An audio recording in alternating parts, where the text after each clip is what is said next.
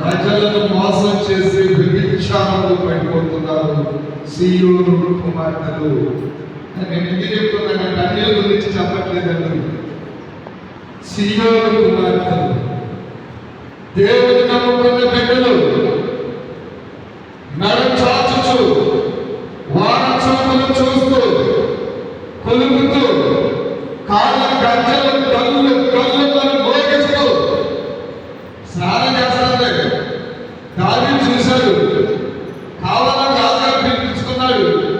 ఏమేమన్నారా, నాకు బాధకం లేదు రాజా, రాజుగారి తల్లితో సమానమయ్యా, నాకు ఒక వాస్తును కల్పించండి, సమాజం అంతా మంచి పనులు ఏంటంటే రాజుగారు మన ఇశ్రాయేలు దేవుడైన యెహోవా ఇటువంటి పాపాన్ని భరించే దేవుడు కాదు, ప్లీజ్ అని దావీదును బ్రతిమలాడాలి.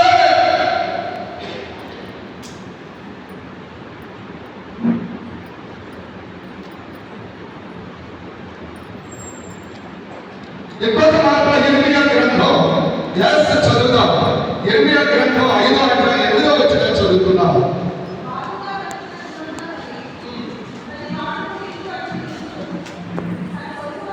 ప్రతి వాడు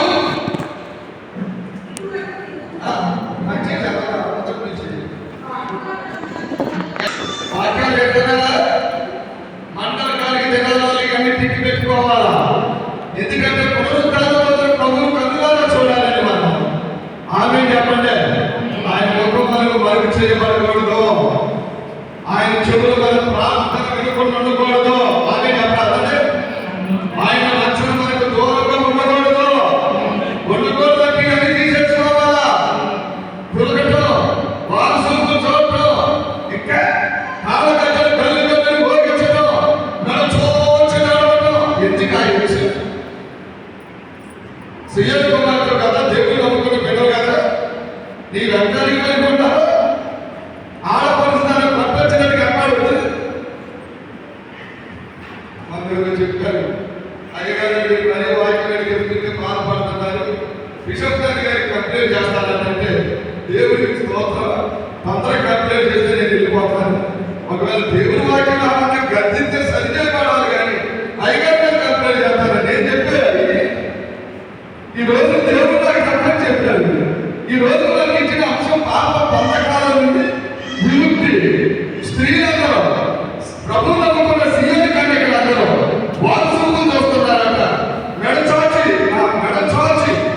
చాపుకొని వారసులు చూస్తూ కాడగట్ట కదుకమని అనిపిస్తూ దేవుడికి ఓటమైనటువంటి క్రియలు చేస్తుంటే దేవుడు ఏడుస్తున్నాడు అలా చూసి.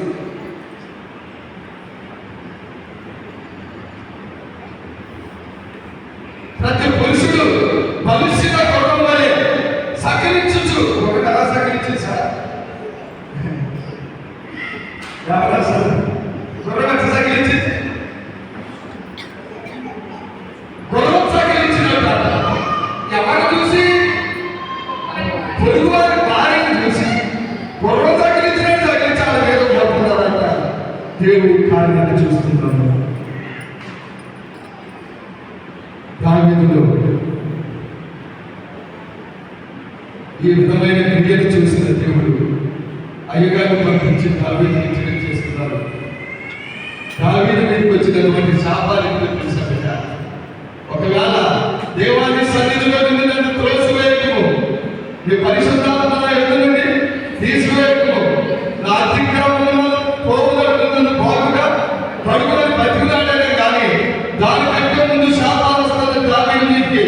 బిడ్డా, 4 బిడ్డలు అన్నారు కదా, నీ ఇంటిలో నుండి 4 తరాల వరకు యుద్ధాలు జరిగితే అప్పు మొట్టమొదటిసారి యుద్ధానికి లేచింది ఎవరు తెలుసా?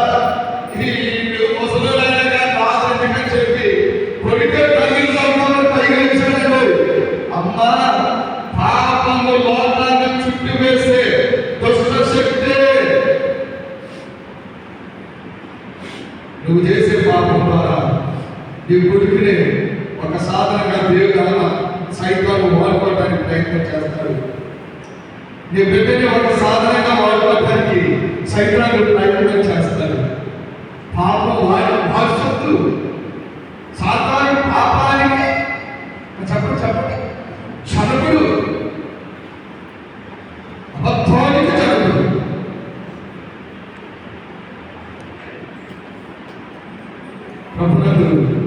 ప్రియులారా, ఈ కుటుంబంలో 4 తరాలు యుద్ధం జరిగింది. అంతేకాదు పాపం చేసి అన్యాయంగా ఒక మంచి పేదోడిని చంపేశారు కదా నువ్వు.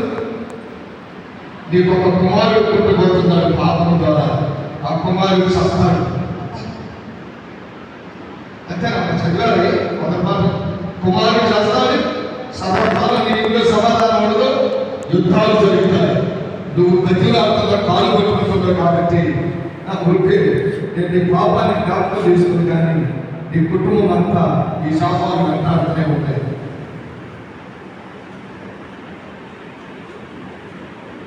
అవునా? ఏమండి చెల్లి చెప్పారు కదా, కొడుకు తండ్రిని చంపాలని అనుకున్నారు కదా. ఇవన్నీ వివరణ చేయడానికి మనకి సమయం లేదు. దావీదు కుటుంబంలో సమాధానం ఉందా?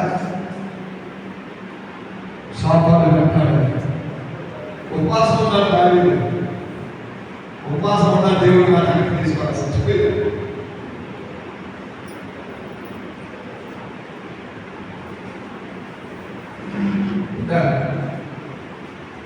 దావీదు ఇంటి మీదకి వచ్చిన శాపం నీ పాదాల దగ్గరికి, నా పాదాల దగ్గరికి రాకముందే తిమోతితో దేవుడు చెప్పాడు, ఎవరైనా పాపము చేసి